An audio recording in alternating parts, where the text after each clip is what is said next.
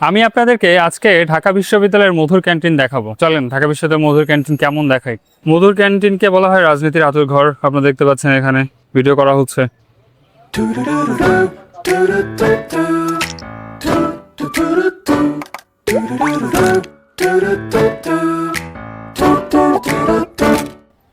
বলা হয়ে থাকে ঢাকা বিশ্ববিদ্যালয়ের কুকুরগুলো পর্যন্ত অনেক বড় পলিটিশিয়ান, সিনিয়র পলিটিশিয়ান। এই যে দেখেন, এরাও রেগুলার এখানে পড়ে থাকে।